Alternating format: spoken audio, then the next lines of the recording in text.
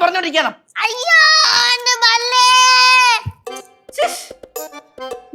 നോക്കട്ടെ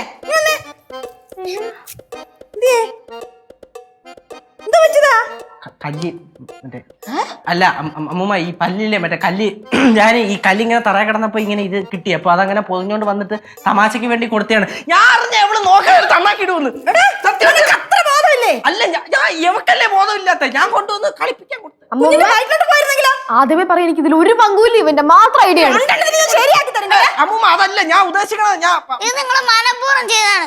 കണ്ടോ മുട്ടായുടെ ഷേപ്പിലുള്ള കല്ല്. പിന്നെ മുട്ടായിയുടെ ഷേപ്പിലുള്ള കല്ല് അവിടെ കിടക്കണ എല്ലാ കല്ലും ഇതേ ഷേപ്പാണ്. നീ വേണമെങ്കിൽ പോയി നോക്കി നോക്ക്. നമ്മളോട് മുട്ടായി എന്ന് പറഞ്ഞിട്ട് തന്നാ കിട്ടുകളല്ലേ. അല്ലെങ്കിൽ പിന്നെ ഒരു മുട്ടായി കൊണ്ടു തന്ന് എടുത്ത് അങ്ങനെ ഇടാൻ പാടുണ്ടോ? നോക്കി കണ്ടോക്ക് വേണ്ടിയിടെ നമ്മളെ മുട്ടായി മറ്റേ പാക്കറ്റ് ഞാൻ കൊണ്ടുവന്നു. കേസ് வந்து முட்டாய் கட்லாஸ்ல கல்ல திருகி அவளுக்கு கொடுத்துட்டா. அது அவ சாப்பிட்டா, அவ்வளவுதான். பல்லு போச்சு. കണ്ട കണ്ട കണ്ട കണ്ട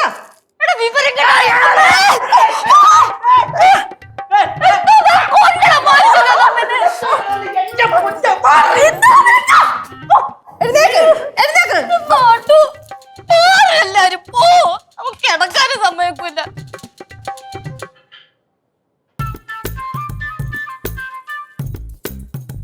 അമ്മൂമ്മ എന്റെ പല്ല് അവിടെ ഉണ്ടോ നോക്കിയേ. നോക്കട്ടെ. കുഴപ്പമൊന്നുമില്ല, അവിടെ ഉണ്ട്. നീ ഇനി വാ കാശോ, നിനക്ക് ഞാൻ വെച്ചിട്ടുണ്ട് കേട്ടാ. നീ ഇനി വന്നോ. ഇനി ഇവിടെ കിടന്ന് ബഹളം വെച്ചാ പെരക്കെന്തെങ്കിലും ഞാൻ അങ്ങോട്ടേക്ക് ഇറങ്ങി പോകും. നോക്കിയോ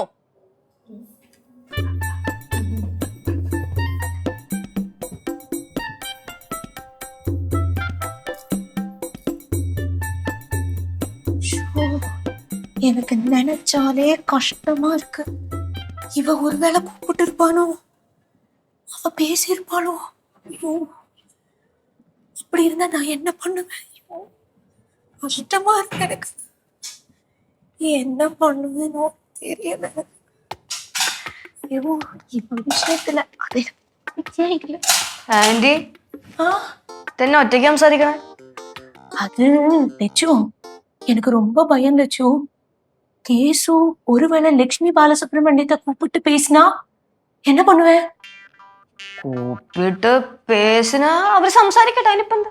അയ്യോ, അത് കണക്ഷൻ ആയിടും. വേണ്ട എന്റെ ആന്റി, അവനിപ്പോ ആ കൊച്ചിന്റെ അടുത്ത് സംസാരിച്ചിട്ടുണ്ടെങ്കിൽ അവൻ പറയുന്നതിന്റെ അപ്പുറത്തേക്ക് ഒരടി ആ കൊച്ചു മാറൂല. அது எனக்கு தெரியும். அதுதான் என்னோட பயம். இந்த விஷயத்துல எனக்கு அவனை நம்பிக்கையே இல்ல ലച്ചു. പക്ഷെ ആന്റി വിചാരിക്കുന്ന പോലെ അവനെ അങ്ങനെ വിളിച്ച് സംസാരിക്കാൻ ചാൻസ് ഒക്കെ കുറവാണ്. ചിലപ്പോ സംസാരിച്ചിട്ടുണ്ടാവുന്നില്ലായിരിക്കും. ഒന്നാമത് ഞാൻ തലവേദന എടുത്ത് ഇങ്ങനെ പൊട്ടി നിൽക്കുമ്പോഴാണ് അവൻ കിടന്ന് ബഹളം വെച്ചേ. അവനടിക്കാൻ വേണ്ടി അങ്ങ് കൈ ഓങ്ങിയതാ.